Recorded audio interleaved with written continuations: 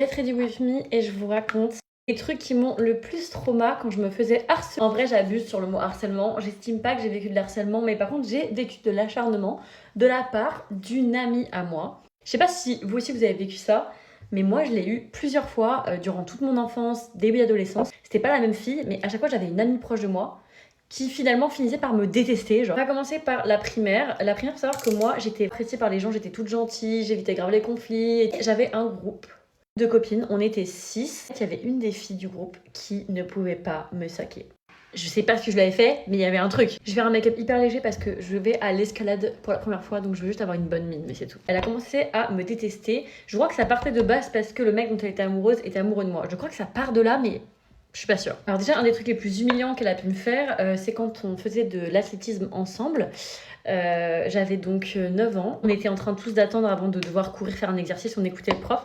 Elle est arrivée derrière moi et elle m'a baissé mon legging.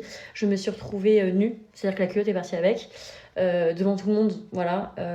Elle disait que c'était pour rire, mais juste, enfin, moi j'ai vécu une humiliation publique. Alors, un des trucs qui m'a le plus trauma, faut savoir que moi j'avais la phobie du fromage. J'ai toujours la phobie du fromage, mais à l'époque c'était encore plus violent, genre. On était à la garderie et elle a trouvé ça marrant, utile. Du fromage au goûter, un fromage bien coulant qui pue. Elle a décidé de me l'étaler sur le visage devant tout le monde dans la récré pour m'humilier finalement et puis bien me faire chier parce qu'elle savait que c'était ma phobie. On avait aussi fait une soirée pyjama, on était genre une quinzaine, c'était un bête d'anniversaire et tout.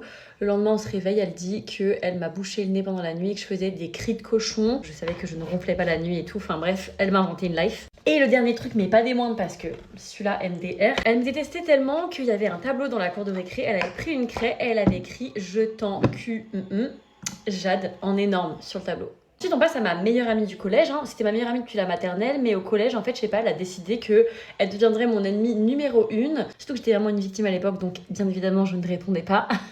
Jusqu'à ce que je pète un câble, parce qu'elle m'a vraiment poussée dans mes retranchements. Elle m'avait dit, tu sais, Jade, ça existe les culottes rembourrées pour les fesses devant tout le monde, parce qu'elle savait que mes fesses, c'était mon complexe, en fait.